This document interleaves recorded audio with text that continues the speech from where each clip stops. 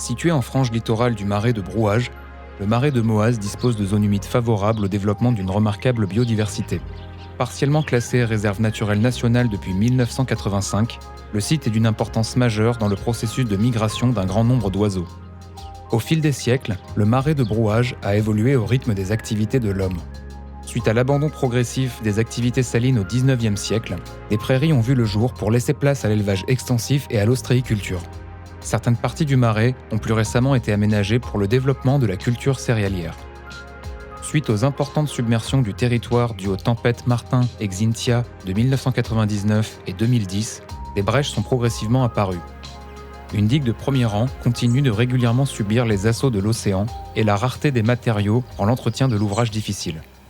Petit à petit, il y a eu de nouveau des ouvertures de digues avec des tempêtes. Et donc là, il y a eu un moment donné où on s'est dit on ne peut plus refaire. Il faut laisser la mer reprendre ses droits. Avec l'élévation du niveau marin, ce sera de plus en plus fréquent. Le problème, c'est qu'aujourd'hui, il y a donc une brèche, mais on n'a pas de report possible. Et donc, en fait, on se retrouve avec une réserve naturelle prise en étau entre la mer qui monte et l'arrière de la réserve qui est un système agricole intensif.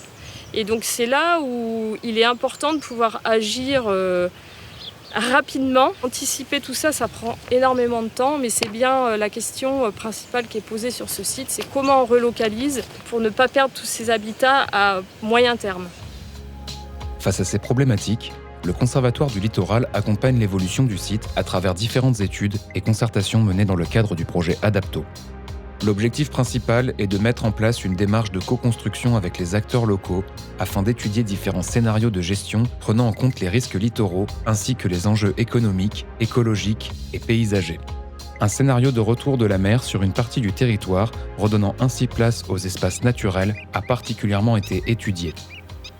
Donc soit on met la digue très en arrière et on laisse faire la mer avec plus aucune gestion agricole, et on a une gestion environnementale de tout l'ensemble, soit une digue qui est repositionnée mais plutôt assez proche du trait de côte actuel. En arrière mais assez proche. Bien sûr, quand il n'y a plus de défense de côte, à 2050, on a des habitats marins qui se repositionnent, qui sont plutôt fonctionnels, donc plus de système avec de l'eau douce, mais par contre des lagunes, ce qu'on appelle des lagunes en mer à marais, qui sont des habitats prioritaires au titre de Natura 2000, et qui là sont hyper intéressants en termes notamment d'accueil des oiseaux ou de tout un système de nourricerie de poissons, etc. Donc des habitats très qualitatifs et fonctionnels.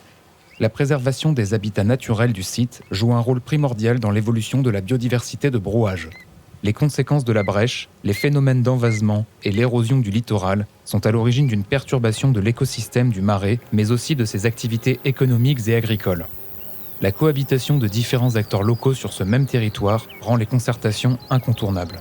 La situation actuelle, si on la laisse en l'état, fera indéniablement évoluer à la fois le paysage et impliquera à l'homme de s'adapter à ces circonstances.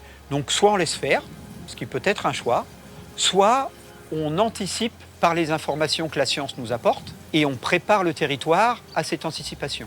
Il est probable que, notamment sur les activités agricoles, il y ait de nouvelles activités agricoles qui se développent sur le marais de Brouage. Il y a plusieurs centaines d'années, le marais de Brouage produisait du sel.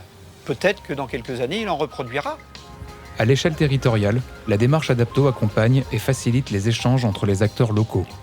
Des diagnostics et études cartographiques ont permis d'évaluer économiquement les différents scénarios de gestion du littoral tout en sensibilisant aux enjeux climatiques.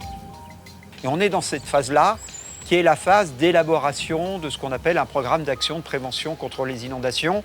C'est-à-dire qu'on est en train d'élaborer la stratégie qui nous permettra d'aller vers des phases d'adaptation très concrètes d'évolution du territoire. Mais le grand travail qui a été mené ces 5 dernières années, c'était de faire en sorte qu'on sache ce qui va se passer. Le niveau de la mer, il est certain qu'il monte.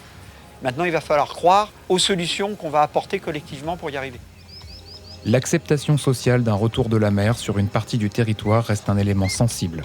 À ce jour, le projet Adapto a permis la consolidation d'un échange entre les différents acteurs locaux, laissant entrevoir une gestion territoriale plus souple à l'avenir.